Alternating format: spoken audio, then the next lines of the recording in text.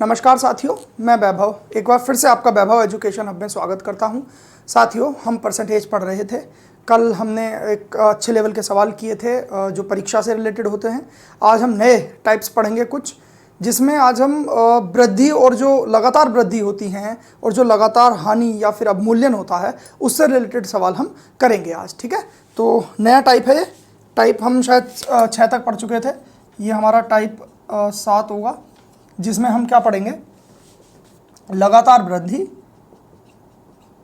लगातार वृद्धि और कमी वाले सवाल हम पढ़ेंगे। ठीक होगी बात? अच्छा, इन सवालों को पढ़ने से पहले हम इनका बेसिक जानते हैं क्या कहता है। सर बेसिक मैं बताता हूं आपको। जैसे मैंने कहा आपसे कि भाई मैंने एक चीज़ में x% की वृद्धि करी, फिर y% की वृद्धि करी, तो आप मुझे बताओ कि जो मेरी एक्चुअल वृद्धि होगी, जो इक्विवेलेंट 1 के बराबर जो वृद्धि होगी वो कितनी होगी? तो आप क्या कहेंगे? जो फॉर्मूला होता है वो ये होता है, ये आपको याद रखना है फॉर्मूला। लेकिन हमें कभी भी फॉर्मूले से नहीं करना है, हमें सवाल जो मैं तरीका बताऊंगा उससे करना है। लेकिन ये फॉर्मूला आपको याद रखना है। जब भी लगातार 2 वृद्धियां या कमी, 1 वृद्धि 1 कमी या 3 वृद्धियां लगातार, तो वो उन सब चीज़ों में हम ये वाला फॉर्मूला यूज़ करते हैं। ठीक है, ये आपको याद रखना है। कैसे? जैसे मैंने कहा कि एक बार 10% की वृद्धि हुई, दूसरी बार भी 10% की वृद्धि हुई। अब बताओ कि फाइनल आपको कितने की वृद्धि हुई? तो आप क्या करेंगे? इस वाले फॉर्मूले में मान रखेंगे, आप करेंगे 10 + 10 + 10 × 10/100। ठीक है, ये करेंगे आप तो ये हो जाएगा 20 + 1, क्योंकि 00 कट जाएंगे तो बराबर हो जाएगा 21% की ओवरऑल वृद्धि। इस 21% के इक्विवेलेंट वृद्धि होगी इन 10 + 10 की। ठीक होगी बात? लेकिन हमें इस तरीके से नहीं करना है। हमें किस तरीके से करना है मैं बताता हूँ। हमने फ्रैक्शन सीखा था। फ्रैक्शन का मतलब क्या होता है? जैसे 10% की फ्रैक्शन क्या होगी? 10 से 11। पहली बार 10 से 11 हुआ, फिर दूसरी बार फिर से 10 से 11 हुआ, क्योंकि 10% की फ्रैक्शन कितनी होगी? 1/10, यही तो बनेगी। मैंने देखा ओवरऑल फाइनली मुझे 100 से मेरी एक वस्तु कितने की हो गई? 11 का स्क्वायर कितना होता है? 121। तो मुझे कितने प्रतिशत की वृद्धि मिली? 21% की। देख रहे हो आप? बस हमें इस तरीके से करना है, ये आपको याद रखना है। जगह जगह हो सकता है हमें इसकी भी यूज़ करना पड़े, इस फॉर्मूले का भी, और इसका भी यूज़ हो सकता है। अच्छा, एक चीज़ और, अगर मान लो आपसे कह दिया कि भाई 10% की वृद्धि हो गई और मान लो 10% की कमी कर दी, एक बार वृद्धि हुई, एक बार कमी हुई, तो भी हम इस फॉर्मूले में ही मान रखेंगे। बस कहाँ कर देंगे? कैसे करेंगे? देखो 1 + 10 है तो ये 10 हो गया, प्लस का चिन्ह लगाएंगे, लेकिन यहाँ पे हम लिख देंगे -10, प्लस का 10 यहाँ पे गुणा में रहेगा, और ये -10 हम इस तरीके से लिख देंगे /100। अब आपने देखा 10, ये प्लस और माइनस क्या हो जाएगा? -10, और यहाँ पे क्या आएगा? देखो ये प्लस है, प्लस माइनस माइनस आएगा गुणा में, और माइनस और प्लस कितना हो जाएगा? माइनस। अच्छा ठीक है, और ये कितना हो गया? 1 बचेगा, क्योंकि देखो 00 से 00 कट ही जाना, -1। आपने देखा इससे तो ये कट ही गया। -1 की क्या आई है साहब? प्रतिशत की कमी। अच्छा, अब इस तरीके से हमने जो ये तरीका सीखा है, हमें सवाल इस तरीके से करना है, हमें फॉर्मूले में मान नहीं रखना। ठीक है, तो हम 10% की फ्रैक्शन बनाएंगे। क्या बनती है हमारी? 1/10। पहले साल तो उसे 1 का क्या मिला? लाभ, तो 10 से क्या होगी वो वृद्धि हुई, तो 10 से क्या हो गया? 11, और दूसरी बार क्या हुआ? 10 से 9 हो गई। वो चीज़ उतने की ही क्या हुई थी हमें? कमी। तो मैंने देखा कि ओवरऑल 100 से 11 9 99 चीज़ होगी, मतलब कितने प्रतिशत की कमी हुई? 1% की। देखो फॉर्मूले से भी यही आ रहा था, -1 डिनोट करता है कि भाई हमें कमी हुई है, और यहाँ भी हमारा क्या आ रहा था? 1। ठीक है, तो मुझे लगता है कि ये सवाल आपको समझ में आ गया होगा। सवाल क्या? ये बेसिक था, जो लगातार वृद्धि और लगातार कमी होती है। हमें ये फॉर्मूला याद रखना है, लेकिन हमें करना क्या है? इस तरीके से करना है। अच्छा, ये तो हो गया लगातार वृद्धि या फिर लगातार कमी के लिए। ठीक, ये वाला फॉर्मूला। अब आपको एक फॉर्मूला और याद रखना है, जो होगा कभी वृद्धि और कभी कमी के लिए। वो क्या होगा जान लेते हैं अब हम। जैसे मान लो आपसे कहा कि आपको x ही प्रतिशत की तो क्या हो रही है? वृद्धि, और x ही प्रतिशत की क्या हो रही है? कमी। तो बताओ कि भाई तुम्हें एक्चुअल में क्या होगा? वृद्धि होगी या कमी? तो इस तरीके से लेके लिए फॉर्मूला आपको रखना है x²/100। इसकी हमेशा आपको क्या होगी? कमी होगी, कहीं भी अगर इस तरीके से चीज़ें दी हुई होंगी। जैसे वही दिया हुआ है, मैंने माना कि भाई 10% की वृद्धि हुई और 10% की क्या हुई? कमी। तो मैं आपसे पूछूंगा कि ये किसके इक्विवेलेंट है? आपको फाइनली क्या होगा? तो आप क्या करेंगे? इस वाले फॉर्मूले में मान रखेंगे, x की जगह 10 है, 10 का स्क्वायर बटे 100, इतने की क्या आएगी? कमी आएगी। तो आपने देखा ये क्या आ गया? 1 की कमी। क्यों? 10 का स्क्वायर 100, 100 से 100 एक बार कटेगा, 1 की क्या आ गई? कमी। ठीक होगी बात? तो आपको ये फॉर्मूला भी याद रखना है। जब x की ही वृद्धि और x की ही कमी करा रहा हो, और अगर x की वृद्धि और y की वृद्धि या फिर कमी है जो भी कराएगा, ये दोनों अगर अलग अलग होंगे, तो हमने भी लास्ट में फॉर्मूला पढ़ाई ही है, xy/100, ये याद रखना है। ये दो फॉर्मूले आपके बेसिक हैं, ये आपको याद रखने हैं, और जो तरीका मैंने बताया है हमें उस तरीके से सवाल करने हैं, तो आपको वो तरीका भी याद रखना है। हम सवालों से शुरू करेंगे और सवालों से ही आगे बढ़ते हुए आपको और अच्छे अच्छे लेवल के मैं इसमें सवाल कराऊंगा आज। देखते हैं, ठीक है। पहला सवाल की ओर चलते हैं अब हम अपना। पहला सवाल हमारा ये कह रहा है, एक व्यक्ति के वेतन का 50% कम करने के बाद घटे वेतन में 50% वृद्धि कर दी गई।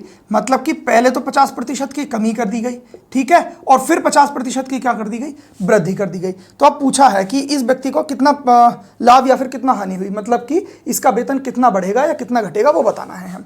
तो आप समझने की कोशिश करो। हमने जब ये देखो, ये भी तो एक्स है, ये भी एक्स है भाई, एक बार बढ़ रहा है एक्स यहाँ पे और एक बार घट रहा है एक्स। तो मुझे पता है कि जब समान ही चीज़ की वृद्धि और समान ही चीज़ की घटत होती है तो मेरा फॉर्मूला क्या रखता है, एक्स स्क्वायर बटे 100। ठीक, यहाँ एक्स स्क्वायर की वैल्यू क्या आ जाएगी साहब हमारी, 50 गुणा 50, 50 का स्क्वायर हो जाएगा ना, 50 गुणा 50 गुणा 100 बटे 100 बराबर कितना हो गया, 5 पंजे 25। और 25% की हमेशा क्या आती है इस फॉर्मूले में, हमारी कमी। ठीक होगी बात। तो 25% की उसके वेतन में क्या हो जाएगी, कमी। ठीक, ये तो फॉर्मूले से था। अगर आपको वैसे करना होता, जिस तरीके से हम करते हैं, वो क्या होता, पहले आपको बनानी थी 50% की फ्रैक्शन, जो कि 1/2 बन जाएगी, क्योंकि प्रतिशत का नीचे 100 लोगे तो आ जाएगा 1/2। ठीक है, तो पहले साल क्या हुआ, 2 की मेरी एक कमी हो रही है, तो भाई 2 मेरी इनिशियल वैल्यू थी, 1 की कमी होगी, तो चीज़ कितनी रह गई होगी मेरी, 1। अच्छा, दूसरी बार का ये जो 50% है जिसकी फ्रैक्शन 1/2 है, वो था तो इनिशियली 2, लेकिन दूसरी बार में उसे 1 की क्या हो रही है, वृद्धि, तो वो संख्या क्या हो गई होगी, 3। तो 2 दूनी 4 से वो चीज़ हो गई 3। भाई कितने की कमी हुई सर, 1 की, कितने से, 4 से गुणा 100 बराबर क्या आ गया साहब आपका 25% की, ये भी क्या ही है, कमी। ठीक हो गई बात। तो हमें इस तरीके से इस सवालों को करना है, फॉर्मूले से ये हो गया, और फॉर्मूला नहीं लगाया तो ये हो गया। ठीक, तो मुझे लगता है सवाल समझ में आ गया होगा, इतना इजी सा सवाल था। अगला सवाल देखते हैं अब हम अपना।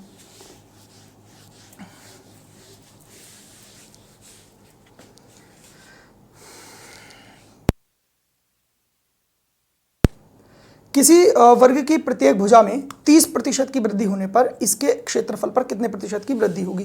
भैया आप मुझे ये बताओ, वर्ग का क्षेत्रफल क्या होता है, वर्ग का क्षेत्रफल, आपने बोला सर वर्ग का क्षेत्रफल होता है भुजा का स्क्वायर, मैंने माना ए का स्क्वायर। अब आपको पता चल गया कि मतलब कि जो मेरी 2 बार भुजा में वृद्धि हुई होगी, उसने कहा कि प्रत्येक भुजा में जब 30% की वृद्धि का मतलब हर भुजा में जो 4 भुजा होंगी उसमें 30% की वृद्धि हो गई। अच्छा, पहले हम इसे करते हैं बेसिक से। मैंने बोला है आपको जहां भी 2 वृद्धियां आपको दिख जाएं, क्योंकि स्क्वायर में 2 आ रहे हैं, a गुणा a, अब यहाँ 2 वृद्धियां हैं, तो आप x plus y plus x y बटे 100 का फॉर्मूला लगाएंगे। ये लगाएंगे नहीं लगाएंगे, तो आपने पहले फॉर्मूला लगाया 30 प्लस 30 प्लस 30 गुणा 30 बटे 100। इस तरीके से जब आपने करा तो आपको पता लग गया सर ये आ गया 69% की क्या हो जाएगी, उसके क्षेत्रफल में वृद्धि हो जाएगी। ये तो आ गया आपका फॉर्मूले से। अच्छा, एक बार इसका बेसिक भी जान लेते हैं। बेसिक क्या होता है, मैं आपको 100 लेके सवाल को समझाता हूँ। मैंने कहा वर्ग की जो भुजा है वो मैंने a बराबर क्या मानी, 100 मानी। ठीक हो गई बात। तो इसका स्क्वायर क्या होगा, आप कहोगे सर a का स्क्वायर वर्ग का क्षेत्रफल होता है, तो 100 गुणा 100 कर दो आप, 100 का स्क्वायर। तो आपने कहा कि सर 10,000 मेरा क्या आ गया, वर्ग का क्षेत्रफल आ गया। अच्छा, मैंने कहा अब भुजा कितनी हो गई, तो ये सवाल कह रहा है कि 30% की वृद्धि हो गई। भाई 100 में जब मैं 30% की वृद्धि करूंगा तो भुजा कितनी हो जाएगी, 130। अब मैं आपसे कहूंगा कि सर अब इसका स्क्वायर बताना जरा, वर्ग का क्या होगा, तो आप कहोगे सर 130 गुणा 130 होगा। मैंने इसकी जब आपसे गुणा करवाई तो 169 के आगे आपने 00 लगा दिए। ठीक होगी बात। इतना वर्ग का क्षेत्रफल हो गया, पहले ये था अब ये हो गया। अब मैंने आपसे पूछा कि मुझे ये बताइए आपके पास वृद्धि कितनी हुई क्षेत्रफल की, तो आपने कहा सर 6900 बटे वृद्धि हुई है कितने से, 10,000 से, और गुणा 100, इतने की वृद्धि हुई है सर।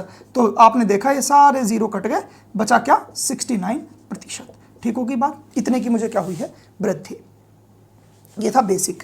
आप कुछ भी मान लो, इस 100 की जगह 200 मान लो, 400 मान लो, कुछ भी मान लो, आपका आंसर यही सेम आने वाला है, 69%। ठीक होगी बात। ये था बेसिक, ये आपका था बेसिक। इस तरीके से हमारी चीज़ें होती हैं।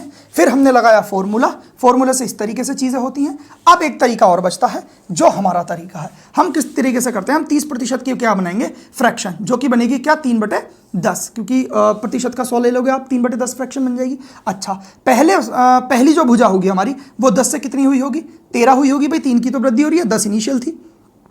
अगली बार फिर 10 से 13 हो रही होगी।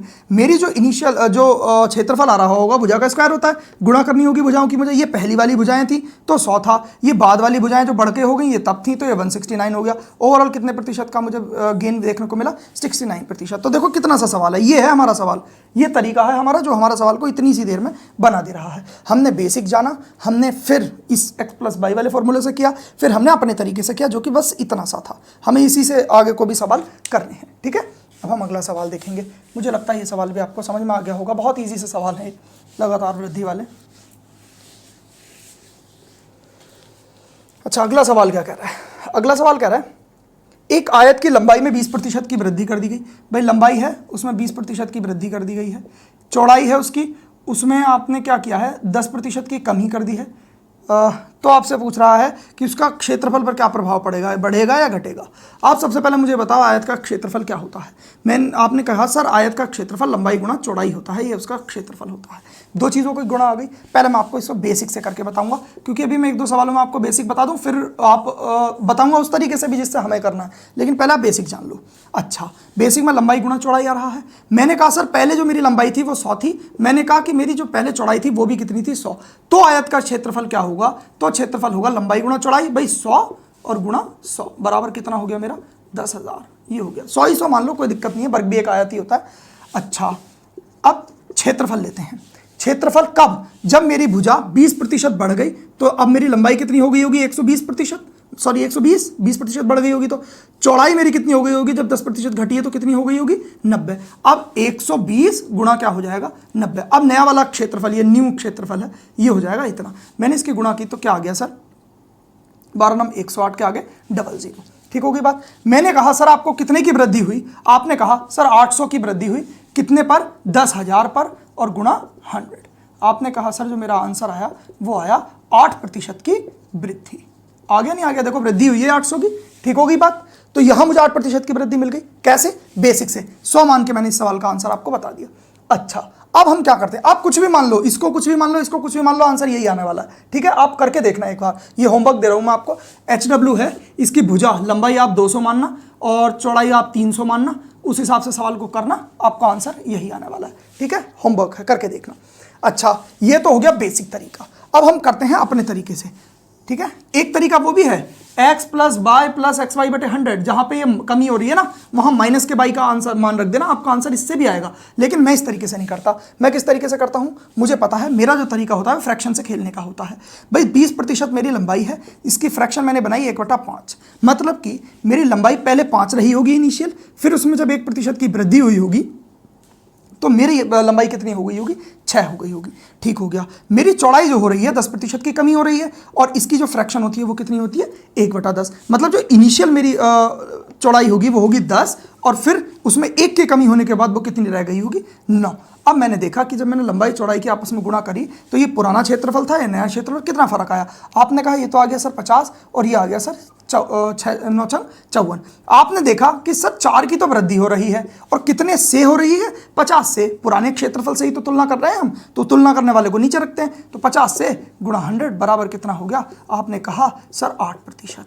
यही मेरा क्या आ गया आंसर। इतने की तो 4 की ही तो वृद्धि हुई है, देखो यहाँ पे, बस वही हमने प्रतिशत निकाल दिया, 8% आ गया। देखो ये था हमारा सवाल, हमें ये इस तरीके से करना है। ये जो तरीका है हमारा, ये तरीका बेसिक था, वो x + y वाले फॉर्मूले से था। हमें जिस तरीके से करना है वो ये है। ठीक होगी बात। मुझे लगता है ये सवाल आपको बहुत अच्छे से समझ में आया होगा। आगे से हम कोशिश करेंगे कि बेसिक मैं कम से कम समझाऊं, और जिस तरीके से हमें आगे बढ़ना है उस तरीके पे ही हम फोकस करें। ठीक, तो ये सवाल भी आ गया होगा समझ में आपको। अगला सवाल देखते हैं। चलिए देखते हैं अपना अगला सवाल। अगला सवाल क्या कह रहा है, किसी वृत्त की त्रिज्या में 50% की कमी करने पर, हम कर रहे हैं 50% की क्या कमी त्रिज्या में, r में। ठीक होगी बात। करने पर इसके क्षेत्रफल में कितने प्रतिशत की कमी आएगी। अच्छा, सबसे पहली बात आपको समझने के लिए क्या चाहिए, पहले मैं आपको बेसिक से ये सवाल समझाता हूँ। बेसिक से समझते हैं हम। पहले हम लिख लेते हैं पुराना क्षेत्रफल, और उसका कंपैरिजन करना है हमें नए क्षेत्रफल से। ठीक होगी बात। आपको पता है जो वृत्त का क्षेत्रफल वो होता है, वो क्या होता है πr²। इसमें r² का रोल होगा। क्यों होगा बताऊंगा आगे।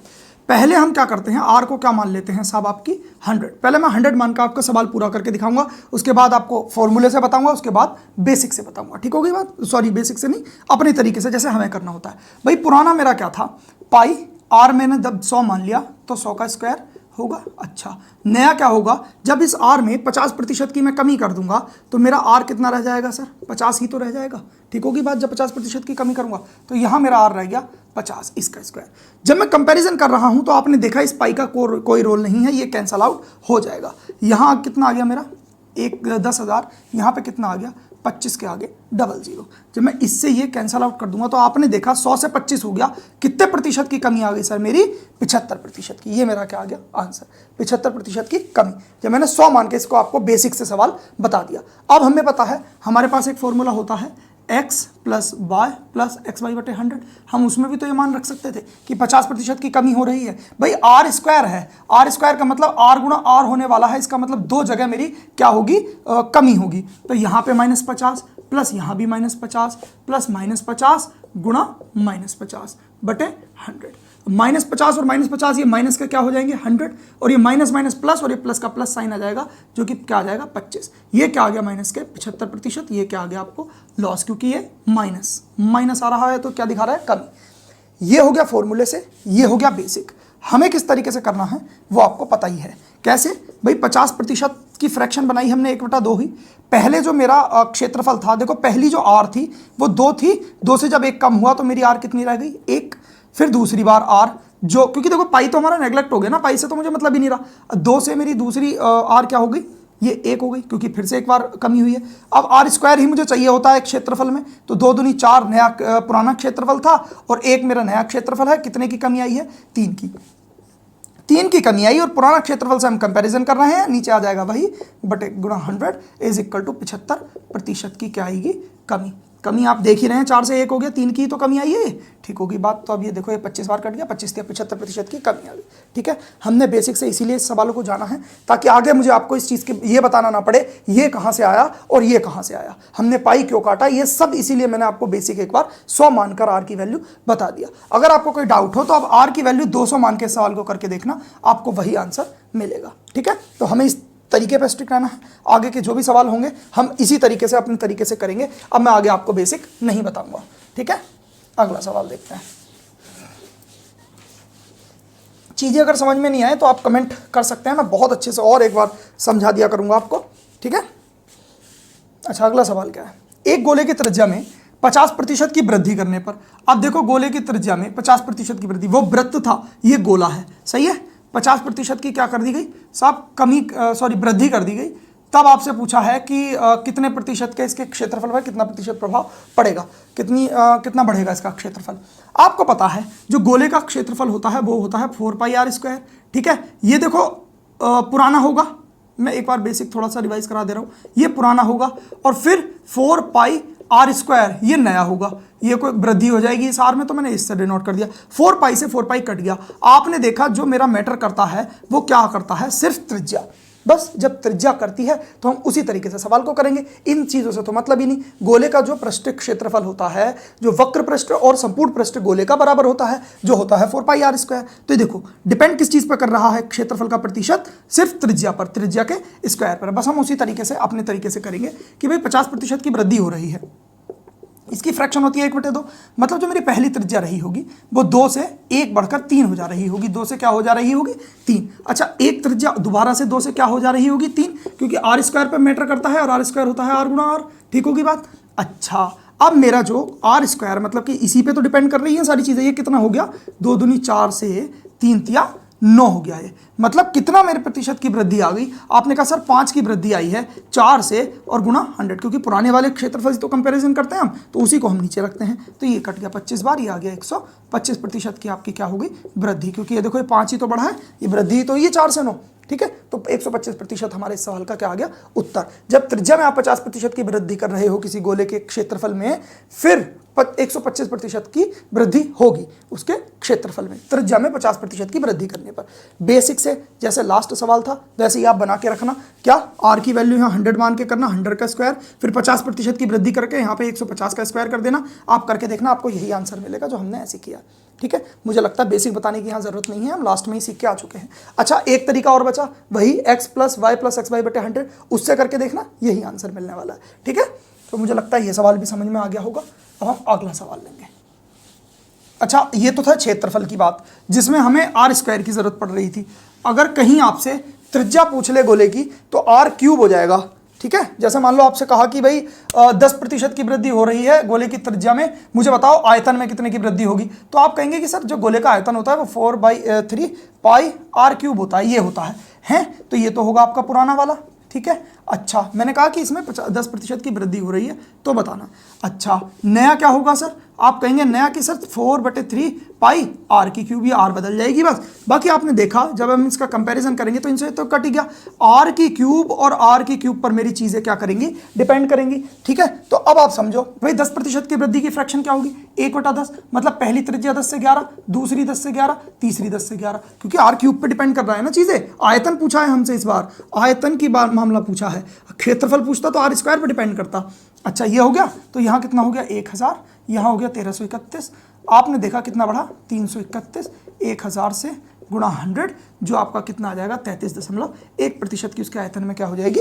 वृद्धि हो जाएगी। जब आर की क्यूब पे सवाल पूछेगा तो हमें इस तरीके से करना है। ठीक है, फॉर्मूला पता होना चाहिए आपको चीज़ों का। अगला सवाल देखते हैं हम। ये भी चीज़ समझ में आ गई होगी मुझे लगता है। अगला सवाल देखते हैं हम। अगला सवाल कह रहा है एक बेलन की त्रिज्या में 10% की वृद्धि कर दी। बेलन की त्रिज्या है जिसमें 10% की क्या कर दी है सर? वृद्धि। सॉरी, इसकी ऊंचाई में आपको क्या कर दिया गया? 20% की क्या कर दी गई? कमी कर दी। तो इसका पूछा कि आयतन पर इसका क्या प्रभाव पड़ेगा। आपको पता होना चाहिए फॉर्मूला। बेलन का जो आयतन होता है ना, बेलन का आयतन वॉल्यूम जो होता है वो होता है पाई आर स्क्वायर एच। आपने देखा कि भाई जब पुराना करूंगा मैं तो पाई आर स्क्वायर एच होगा, नया करूंगा तो वो पाई आर स्क्वायर एच होगा। पाई से पाई कैंसल आउट हो जाना है, मेरा आर स्क्वायर एच और आर स्क्वायर एच पे ही सवाल जमेगा बस। तो हम अपना बेसिक से नहीं बताऊंगा इसको मैं, बेसिक ये हो गया। आप वैल्यूज रख के देख लेना, इसे भी 100 मान के, इसे भी 100 मान के, फिर यहाँ वृद्धि और कमी करके रख देना, आंसर आपका आ जाएगा। लेकिन मैं कैसे करता हूँ? मैं करता हूँ अपने तरीके से। कैसे भाई? जब 10% की वृद्धि, मुझे देखो आर दे रखी है दो जगह, आर का क्या दे रखा है? स्क्वायर, मतलब कि एक आर यहाँ, एक आर यहाँ, या एच हो जाएगा। ठीक होगी बात? आर में क्या हो रहा है और एच में क्या हो रहा है? आर में 10% की वृद्धि हो रही है, मतलब आर मेरी 10 से क्या हो रही होगी? 11, क्योंकि इसकी फ्रैक्शन कितनी होती है? 1/10। और फिर दूसरी आर भी 10 से क्या हो रही होगी? 11। लेकिन जो हाइट है मेरी वो, उसमें 20% की कमी हो रही है, मतलब कि 1/5 इसकी फ्रैक्शन बनेगी। ये कमी का साइन लगा दिया मैंने। इनिशियली मेरी जो हाइट थी वो 5 थी, 1 की कमी होकर मेरी हाइट कितनी हो गई? 4 हो गई। अच्छा, मैंने इन सब की आपस में क्या कर दी? गुणा कर दी। तो कितना आ गया? 500 अनुपात 11 121 गुणा 4, 484। ठीक होगी बात? अच्छा, कितने प्रतिशत की कमी देखने को मिली आपको? सॉरी, कितने प्रतिशत अभी हम निकालेंगे। कितने की कमी देखने को मिली आपको? आपने कहा सर 16 की कमी देखने को मिली। 500 से और गुणा 100। अच्छा, 00 से 00 काट दिया आपने, 5 से कट गया 5, 3.2% की क्या आई? कमी आई। ये कमी ही तो आई है इतनी, -16 ही तो हुआ है, तो कमी आ गई हमारी 3.2% की। ठीक है, बेसिक से अगर आप करना चाह रहे हो तो आर को 100 और एच को 100 मान के, फिर अगली बार आर 110 कर दो और हाइट 80 कर दो, सवाल निकाल के देख लेना, आपका उत्तर यही आएगा। ठीक है, हमें इस तरीके से सवालों को टैकल करना है। ठीक, अच्छा, अगर आपको इसे x + y + xy/100 वाले फॉर्मूले से करना है तो पहले तो आपको इसमें रखना पड़ेगा x की वैल्यू। यहाँ 10 + 10 + 10 गुणा 10/100 करके निकालना है आपको, जो कि आपका 21% आ जाएगा। अब ये आ गया मेरा आर स्क्वायर की वैल्यू। अब आर स्क्वायर के साथ आपको एच को भी जोड़ना है, तो 21 माइनस ये वाला आ जाएगा ना 20। ये इस तरीके से आपको आगे, सॉरी ये 21 है, ये 20 है बटे 100। इसको सॉल्व करेंगे तो भी आपका 3.2% की क्या आएगी? कमी ही आएगी। ठीक होगी? इसमें दो को लेके आपको 2 बार करना पड़ेगा, फॉर्मूला आपको 2 बार लगाना पड़ेगा, आंसर इससे भी आएगा। लेकिन हमें इस तरीके पर स्ट्रिक्ट रहना है, इससे हमें सवालों को करना है। ठीक है, अगला सवाल देखते हैं अब हम। मुझे लगता है यह सवाल भी आपको अच्छे से समझ में आ गया होगा। ठीक होगी बात? अगला सवाल देखते हैं। अगला सवाल क्या कह रहा है कि गोले की त्रिज्या में 25% की वृद्धि करने पर इसके आयतन में कितने प्रतिशत की वृद्धि होगी। ये सवाल मैं इस तरीके का आपको 10% लेकर समझा चुका हूँ, एक बार और समझा दे रहा हूँ। त्रिज्या में 25% की कमी हो रही है सर। ठीक होगी बात? कमी हो रही है, सॉरी वृद्धि हो रही है, ये वृद्धि हो रही है सर। अच्छा, मैंने आपसे कहा है जो गोले का आयतन होता है वो 4/3 पाई आर क्यूब होता है। इससे तो हमें कोई फर्क पड़ेगा ही नहीं, कट जाएगा। मुझे आर की क्यूब दिख रहा है, आर आर और आर। 25% की जब मेरे पास वृद्धि हो रही है, मेरी 25% की फ्रैक्शन क्या होती है? 1/4, मतलब 4 मेरा इनिशियल था, जो कि 1 बढ़कर कितना हो गया? 5। अगली बार भी ये वाली आर भी 4 से 5 हो गई होगी, ये भी 4 से 5 हो गई होगी। ओवरऑल 64 से मेरी जो ये तो मेरा पुराना आयतन था, ये नया आयतन था, कितना हो गया 125, कितने की वृद्धि हुई 61 की, ये वृद्धि ही तो है, और कितने से 64 से गुणा 100। जब मैं इसको कैलकुलेट करूंगा तो मेरा आंसर आ जाएगा 95.31% लगभग। ये मेरा क्या आ जाएगा उत्तर, इतने की क्या हुई है आयतन में वृद्धि, जब हम उसकी त्रिज्या में 25% की वृद्धि कर रहे थे तो। ठीक है, तो ये सवाल भी बहुत इजी था, हमने इसे तो नेगलेक्ट करना है ही, मैं पहले आपको बता चुका हूँ, ये 10% का मान लेके मैं आपको समझा चुका हूँ। ये दूसरा ही उसी तरीके का सवाल था, मुझे लगता है ये सवाल भी आपको समझ में आ गया होगा।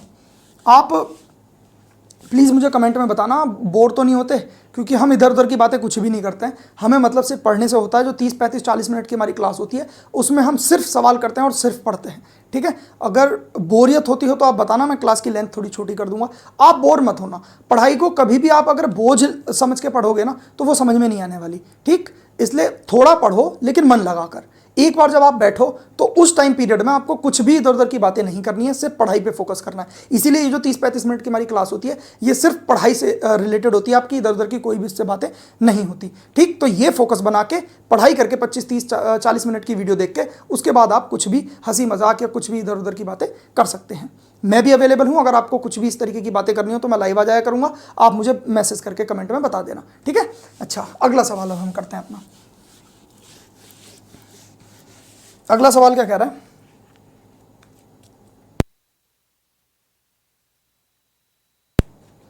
अगला सवाल कह रहा है 10 सेंटीमीटर त्रिज्या के गोले के संपूर्ण पृष्ठ क्षेत्रफल का संख्यात्मक मान इसके आयतन के संख्यात्मक मान का कितना प्रतिशत है। जो गोला है ना मेरा, इन्होंने क्या पूछा है कि जो गोले का क्षेत्रफल होता है 4πr², वो इसके जो संख्यात्मक मान होगा 4/3 πr³, जो उसका, ये तो है हमारा क्षेत्रफल और ये हमारा क्या है आयतन। जो उसका क्षेत्रफल है वो उसके आयतन के संख्यात्मक मान का कितना प्रतिशत है, प्रतिशत का 100 लगा दिया और आर की वैल्यू उन्होंने दे रखी है 10 सेंटीमीटर।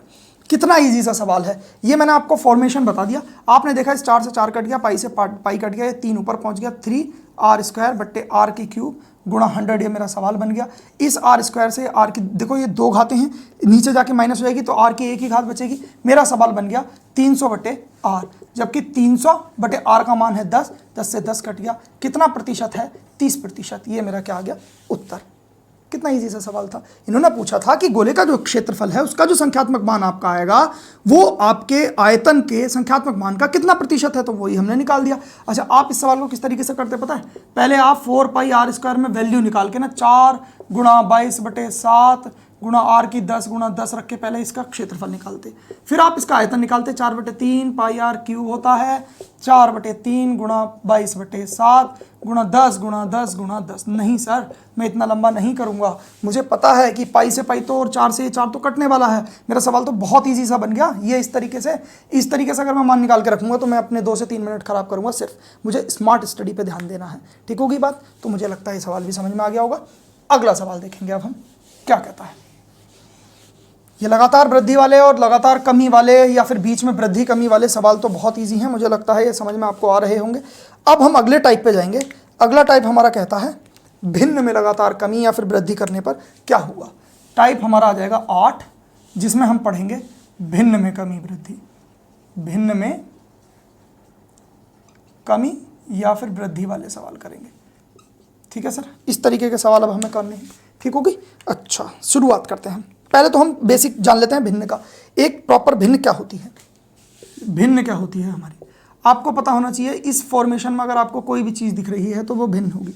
भिन्न के भी अलग अलग प्रकार होते हैं। अच्छा, भिन्न में किसी तरीके से कुछ मान लो x% बढ़ाकर या हर में x% या y% बढ़ाकर आपको एक नई भिन्न फॉर्मेशन दी हुई होगी, आपसे पुरानी भिन्न पूछी होगी। इस तरीके के सवाल भिन्न वाले देखे जाते हैं। हम सवालों से ही शुरुआत करते हैं और समझते हैं क्या क्या चीज़ें हमें करनी है, क्या क्या नहीं करनी है और कितने शॉर्ट वे से हमें सवालों को सॉल्व करना है। पहला सवाल क्या कह रहा है, किसी भिन्न के अंश में, अच्छा जो अभी मैंने x/y लिखा था इसमें ये क्या होता है, ऊपर वाला ये अंश होता है, नीचे वाला क्या होता है, हर होता है। ये भी बेसिक जानकारी है, आपको होनी चाहिए। अच्छा, किसी भिन्न के अंश में 140% वृद्धि करने तथा हर में 150% वृद्धि करने पर प्राप्त भिन्न 4/15 है। अच्छा, मैंने माना एक भिन्न आपकी x/y थी, इसमें इसने अंश में कितने की वृद्धि करवाई है, 140% की। हर में कितने की वृद्धि करवाई है उसने, 150% की। अब उसने बताया कि जब आप इतना सब कुछ कर देंगे तो जो आपकी भिन्न बन के आएगी वो 4/15 बन के आएगी। तो आपसे पूछा है कि जो पुरानी भिन्न थी x/22 इसका मान क्या है। अच्छा, समझने की कोशिश करते हैं। भाई x है मेरा, x अपने आप में कितना होगा, 100% होगा। जब मैं उसमें इस 140% की वृद्धि कर दूंगा तो अब मेरा x कितने का हो जाएगा, 240%। भाई एक संख्या अपने आप में संपूर्ण होती है, 100% होती है, उसमें मैंने 140% की वृद्धि कर दी तो मेरा कितना हो गया, 240%। ठीक है, तो x कितना हो गया सर, 240% का बटे में क्या लगा दिया मैंने, 100। इसी तरीके से बाई में मेरी 150% की वृद्धि करा दी होगी तो बाई भी अपने आप में एक संपूर्ण 100 होगा, 100%। उसमें 150% आपने और जोड़ दिया तो ओवरऑल मेरा बाई कितना हो जाएगा, 250%। प्रतिशत का बटे में क्या लगा दिया, 100। ये 100 से 100 कट गया, इस 0 से 0 कट गया, मेरा 4/15 ये मुझको दे रखा है। ठीक होगी बात। आपने देखा x/22 बराबर ये 25 इधर गुणा में है, उधर जाके भाग में चला जाएगा, ये आ जाएगा 4 × 25, ये 24 इधर गुणा में, नीचे जाके क्या हो जाएगा, भाग में। 4 × 24, 5 × 5 = 25, 5 × 15, आपका आंसर आ गया 5 × 5 = 18। ये आपकी क्या थी, इनिशियल भिन्न थी जिसमें आपने ये चेंजेस किए तो ये सारी चीज़ें आपको प्राप्त हुई। ठीक होगी बात। एक तरीका तो ये है। अब से आपको क्या करना है, ये जो 100 है ना, नीचे समय नहीं बर्बाद करना है, इस 100 को लिखना ही नहीं, आप सीधे जितने प्रतिशत की वृद्धि दी हुई होगी तो वही वृद्धि लगा के आपको कर देना है। अच्छा, एक तरीका और जो हमारा फ्रैक्शन वाला तरीका होता है उससे भी आप कर लो। जैसे x/y मेरी ये भिन्न थी, जब उसमें आपने कहा कि 140% की वृद्धि करवा रहा है तो 140 की पहले बना लो फ्रैक्शन, 140/100 की, कैंसल आउट हो गए, 7 बटे क्या आ गई, 5। मतलब जो मेरी भिन्न है वो 5 इनिशियल है और उसमें कितने की वृद्धि हो गई है सर, 7 में 12 की, तो ये क्या हो जाएगा, इसमें 12 की वृद्धि हो गई है 5 से। इस तरीके से यही चीज़ आप देखोगे ना, यही तो इसका सॉल्यूशन है, इसका छोटा रूप यही तो है। अब आप इसको जब कैंसल आउट करोगे तो 12/5 ही तो मिलेगा, तो ये होता है सॉल्यूशन इसका छोटा रूप ये है। ठीक होगी बात, इसका सॉरी। तो अगर आप करना चाहें तो इस तरीके से भी कर सकते हैं, बाकी ये वाला तरीका बेस्ट है जहां हमें ज़्यादा कन्फ्यूजन नहीं होगा, बस 100 से 100 को कैंसल आउट करना है। ठीक होगी बात। अच्छा, अगला सवाल देखते हैं अब हम। मुझे लगता है सवाल समझ में आ गया होगा। अंश ऊपर वाला, हर नीचे वाला होता है। भिन्न के बारे में आपको कम से कम इतनी चीज़ें तो पता होनी चाहिए। अगला सवाल देखते हैं। अगला सवाल क्या कह रहा है, किसी भिन्न के अंश में 250% की वृद्धि एवं हर में 400% की वृद्धि की गई है। भाई x और y मैंने इनिशियल भिन्न मानी, जब मेरे अंश में 250% की वृद्धि हुई होगी तो मेरा कितना बन गया होगा, भाई 100 तो अपने आप में होता ही होता है, 250 की वृद्धि तो 350 हो गया होगा, बटे का 100 कैंसिल हो जाना है, तो मुझे लिखना नहीं है, मुझे समय बचाना है अपना।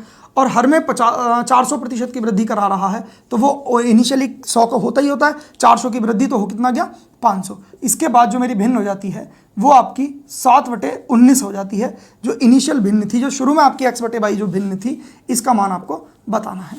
तो आप कैसे करेंगे, सिंपली क्या करेंगे, इसको सॉल्व करने की कोशिश करेंगे। भाई x/y बराबर क्या होगा, 7 के साथ गुणा में इधर 50 आ जाएगा, ये 35 इधर गुणा में 19 के पहुंच जाएगा। आपने देखा 5 से 10 बार, 5 से 7 बार, 7 से 7 कट गया। मेरा जो इनिशियल जो मेरी भिन्न थी वो कितनी थी, 10/19 थी। कितना छोटा सा सवाल था। ऐसे सवाल आपकी परीक्षाओं में पूछे जाते रहे हैं, आगे भी पूछे जाएंगे, आप इन्हें बहुत अच्छे से आप कर लेंगे। एक तरीका और होता है, वो ऑप्शन से होता है। अगर मान लो आपको कोई क्लू नहीं मिल पा रहा, आपको कैलकुलेशन बहुत तगड़ी लग रही है, तो आप ऑप्शन से उल्टा सवाल भी करना शुरू कर सकते हैं।